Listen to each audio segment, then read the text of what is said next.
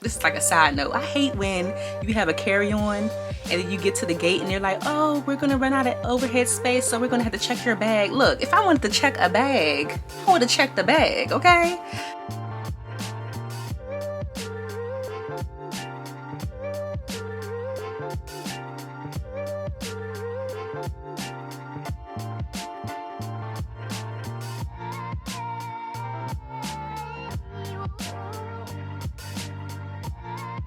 Hey, what's up? It's your best friend in beauty here, Aquia Robinson, and in today's video, I want to share with you how to pack your makeup kit to travel on an airplane in particular.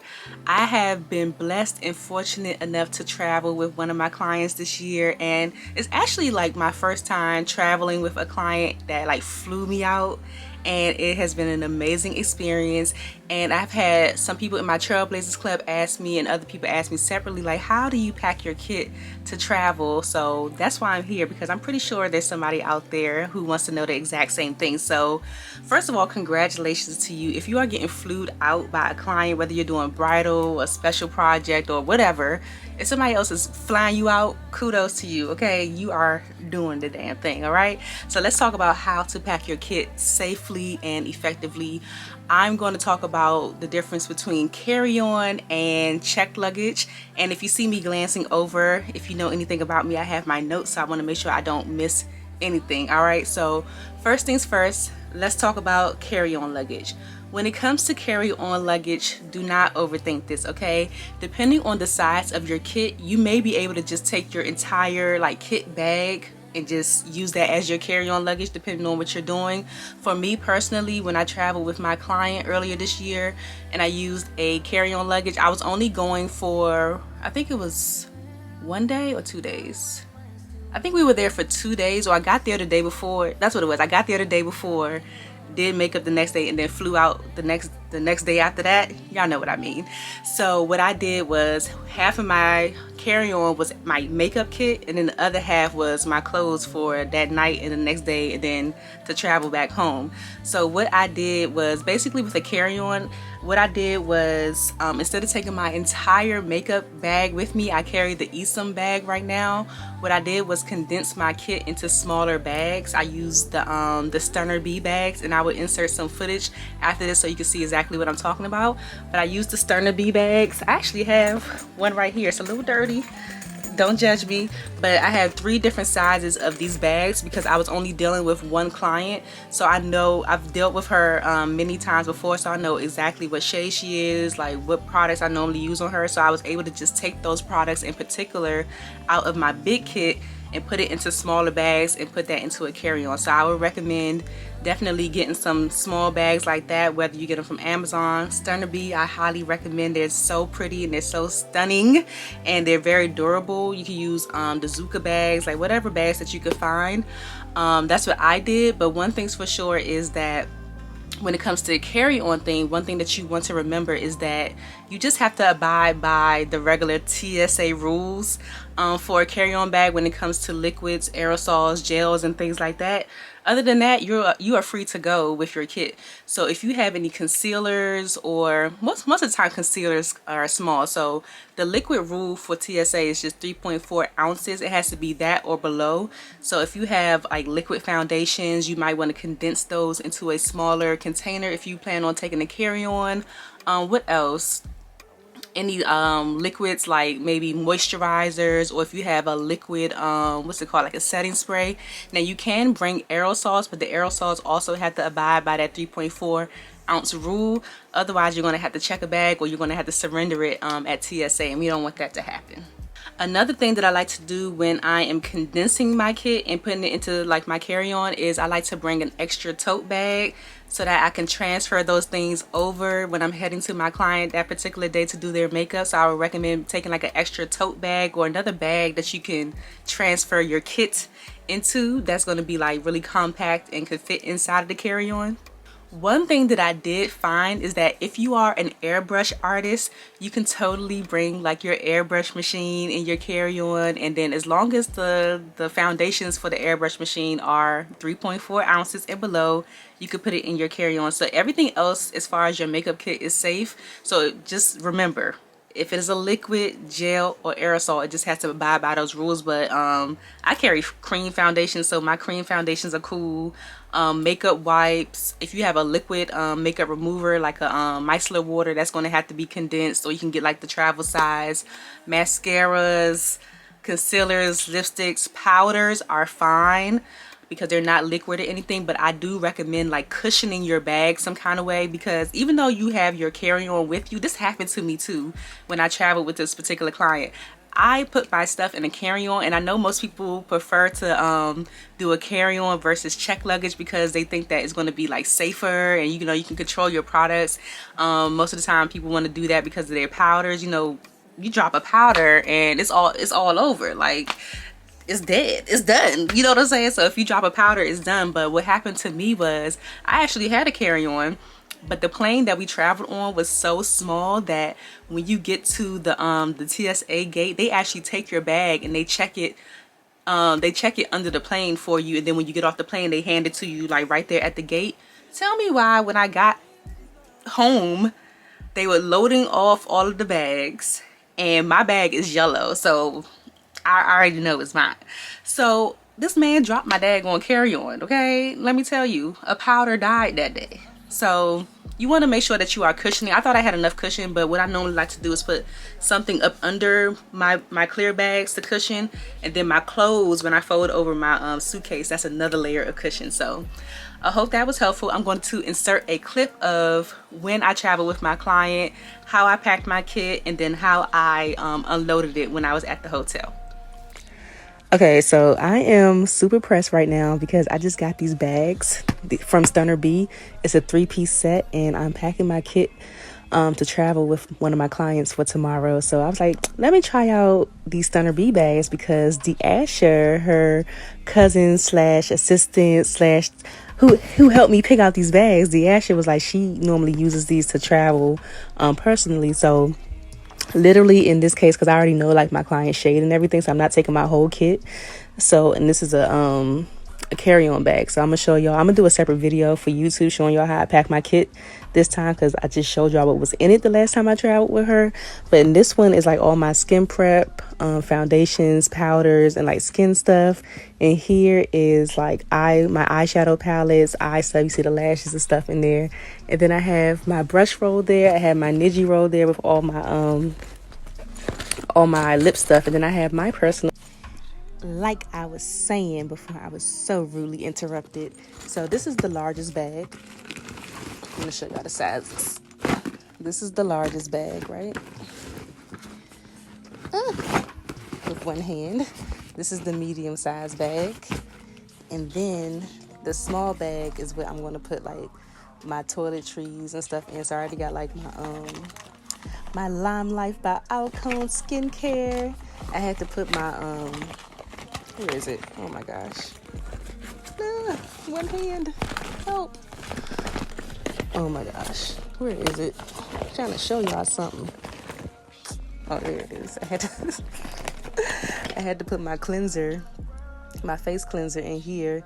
And I also had like my moisturizer and something like this in my kit. My moisturizer, moisturizer, the mattifying primer, and something else in one of these.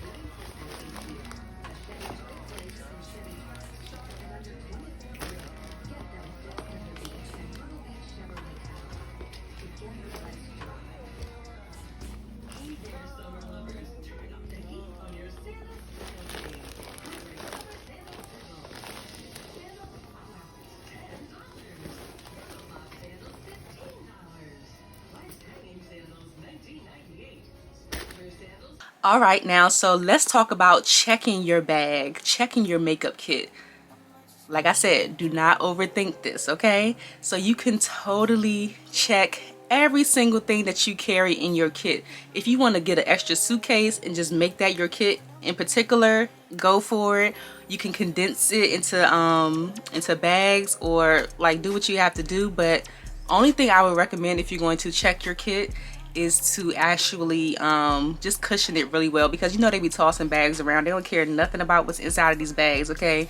So if you're carrying things like powders and stuff like that in your check bag, make sure you are cushioning it. Or what I would do, the way that my kit is, there's not a lot of things in there that can break. So if it were me, what I would do is just like check everything else, and I would probably keep my powders, like my pressed powders, on me, on my person, like in like a bag that's on me on the airplane, and a backpack or something that I can carry myself, like not a check, like not a what is it called, not a carry-on that they may take. Because you know sometimes this is like a side note, I hate when you have a carry-on and then you get to the gate and they're like, oh, we're gonna run out of overhead space, so we're gonna have to check your bag. Look, if I wanted to check a bag, I would have checked the bag, okay? So I will probably put my powders inside of like a book bag, like something that is going to stay on me, so that I can like guarantee that if it breaks, it's going to be my fault, because like I said, they just be tossing things around. But you can totally check a bag, like if you have aerosols, if you have liquids, no matter the size, you can check it. But if you are traveling just for one client, I would just really highly recommend you find out what the look is going to be, what they require, so you're not taking your entire kit with you. You're not going to need your entire kit. And I actually love the kit bag that I have, the Esom bag, because it allows me to really thoughtfully think about the things that I need instead of carrying everything but the kitchen sink. But yeah, cushion your products, pack it up, and have a great time serving your client. I'm going to insert a clip. I recently traveled to Atlanta to the podcast summit, and I had to do makeup for one of my friends down there for the 2 days of the summit. So I'm going to show you how I packed my bag, how I packed my my makeup kit to do her makeup, because this is somebody that I met last year at the podcast summit, and I had never done her makeup before. So unlike the client that I had traveled with before, I know exactly what her shade is, like her concealer color, the powders, everything that I use on her. But this one, I had no clue. So I looked at pictures of her just to kind of gauge her skin tone in particular, so I could know what foundations that I was going to bring. And I didn't take like all of my products with me. I just chose. I was thoughtful about what palettes for eyeshadow I was going to take and everything like that. But I'm going to insert like all of those clips so you can see, so you can have a broad idea of what I'm talking about. But yeah, let's go ahead and jump into it. Okay, so this is my suitcase, and I'm going to kind of walk you through how I decided to pack this. I did check this bag. So yeah, so what I did was just break down my kit into these pouches, and I actually had some of the pouches from my actual kit in here, because when I traveled with my client earlier this year, I was able to just pick things out that I knew that she needed, because I've done her makeup so much that I knew her exact shade, the powders, everything that she normally uses, the type of lips that she has. But this time with Jessica, I have never done her makeup before, so I didn't know exactly what shade she was going to be. I just looked at her pictures and kind of had a roundabout idea of what shade she was going to be. So yeah, so let's go through it. So first things first, these two pouches are pouches that actually are a part of my kit. I have the Esom kit. So these are the Esom pouches, and these are the ones that I keep my lip stuff in, and I keep my eye stuff in. So those are that. But what I did first is, like, at the bottom of this, don't get too much into my business. At the bottom of this, I did like pad it at the bottom, because this bag is going to be checked. So I'm just trying to create some kind of barrier in between, like just things hitting around and everything. I can't think of the word for it right now, but I do have like some clothes at the bottom of this, just to pad the bottom. And then I have my pouches here. I have my entire brush roll.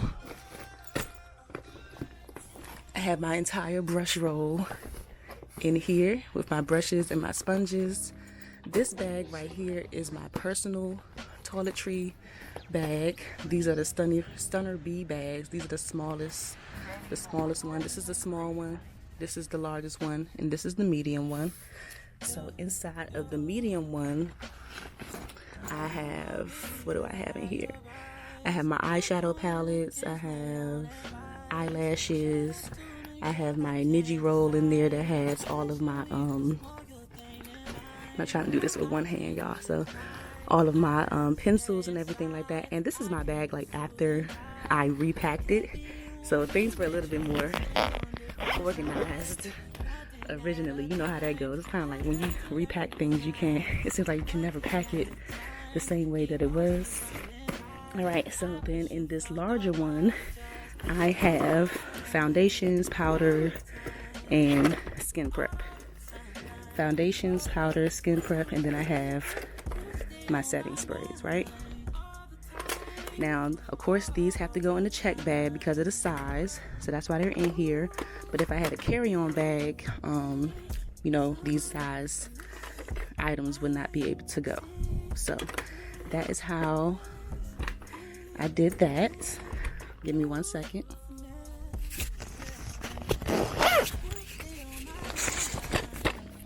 All right. So that's how I pack my bag. And then I also, depending on where I'm going, I also pack a little bag just to like, so depending on where I'm going, I always pack like a little tote bag or something just to transfer everything over into, because I don't have an actual kit bag with me. So I do that and try to stuff everything back in here. So you see the way my suitcase is, it's going to be protected. So like once I fold this over, like I have my clothes and stuff on this side, then the kit is going to be protected with some cushion. That's the word. I cushioned the bottom. I can't remember the word. I cushioned the bottom with clothes.